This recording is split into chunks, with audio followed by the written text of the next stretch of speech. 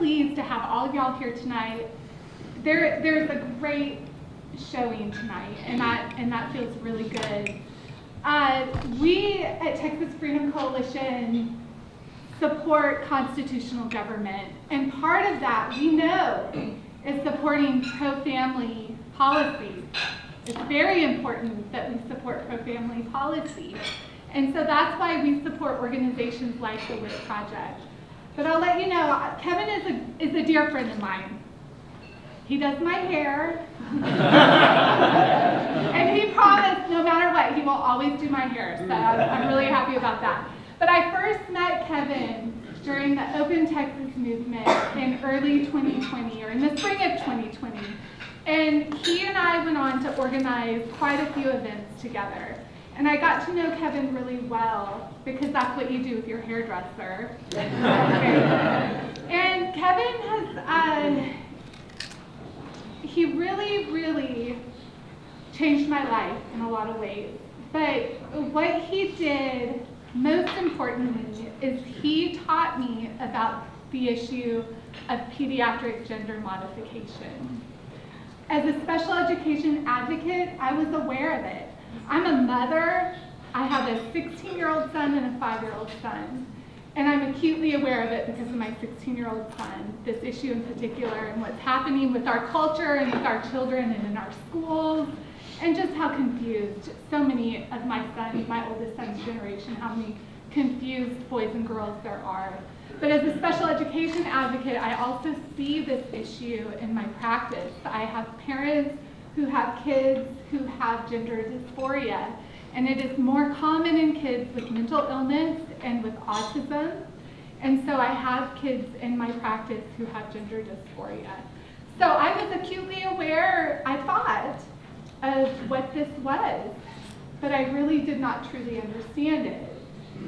It was in the background for me, as it is for many of y'all, I'm sure. It was a background issue. I knew what it was, but I didn't really know what it was. And I didn't really, sadly, honestly, care that much about the issue. I did not see the relevance of it. And until Kevin started talking to me about it. Because he has a way, if y'all know Kevin personally, he has a way of being brutally honest.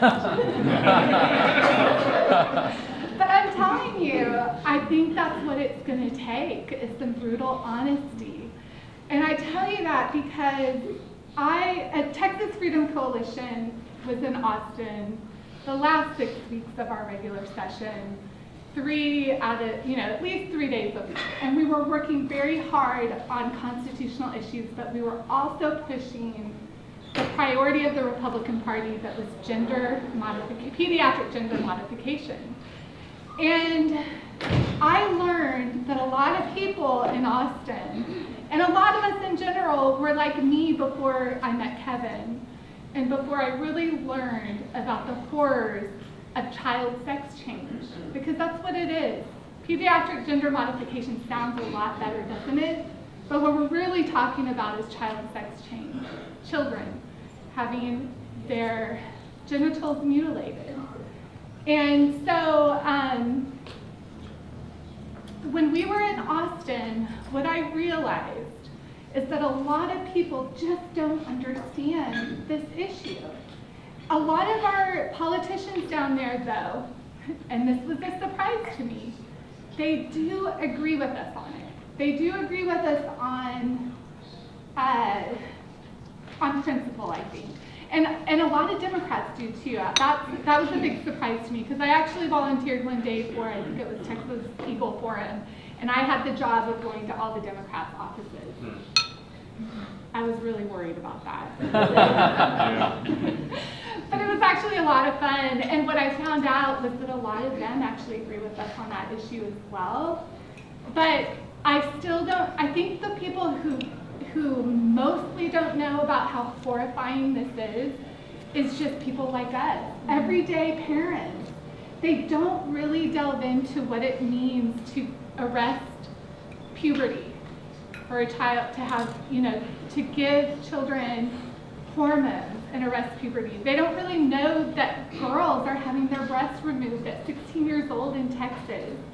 They don't know what penile inversion surgery is, and I'm sorry to be so bold to say that to y'all today in polite company, but it needs to be said, because when we speak boldly on this topic, that is the only way that we are going to educate people to finally protect our kids. We worked so hard, y'all, this session. We worked so hard. We worked hard with Kevin. We worked hard with other organizations. Kevin worked so hard on this issue. And they still don't get it. And we're still, you know, in the session right now, the special session, we're working on protecting women's sports. And I agree with that. I think most of the people in this room, if not everybody, agrees with protecting women's sports. But don't we want to protect children before we protect women's sports? So why aren't we? And I think that there are 3 reasons why. There's a lot of money involved. There's a lot of money involved. And that's something, follow the money. You have to, someone said it earlier tonight, you've got to follow the money. There's a lot of money involved. Number 2, the other side is really loud. Have y'all noticed that? Yeah. They're really woke and they're really loud. So it's scary to go against those people. So what they need is the 3rd piece that's missing. They need more educated people like us, everyday parents and grandparents, everyday Texans, to understand this issue and how important it is. They need us to be educated on it, to talk about it, so that we can go down there, we can be a force in Austin. Because I'm telling you, next session, we have got to protect Texas children from sex change. We have to protect them. What they want to do as adults is fine, in my opinion. It's fine, whatever. But children, we cannot allow this to continue to happen to our children. We can't. So we have to be educated, and we have to be bold, and we have to educate everyone we know on this topic. And that is why we support the Whitt Project. Because we know that you are going to speak some bold truth, my friend. We have no doubt about that. And so we know that we need organizations like the Whitt Project right now, focusing only on this issue. I am so tired of having to worry about the indoctrination that's happening in schools right now. I am so tired of just regular boys and girls being confused about their sexuality. And I'm telling you, there's something going on, I'm sure, that is, you know, medical.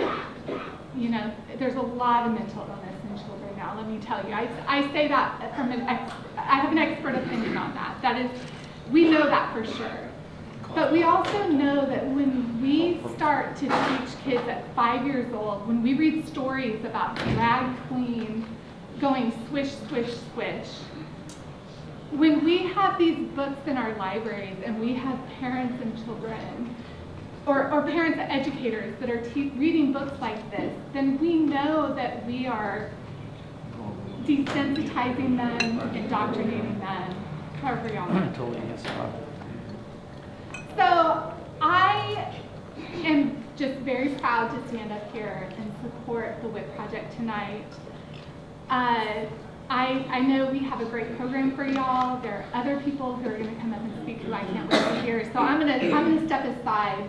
But just again, thank y'all for coming tonight. And Kevin,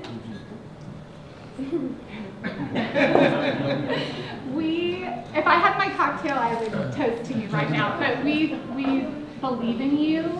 We believe in your organization.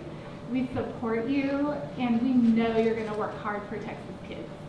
So thank you.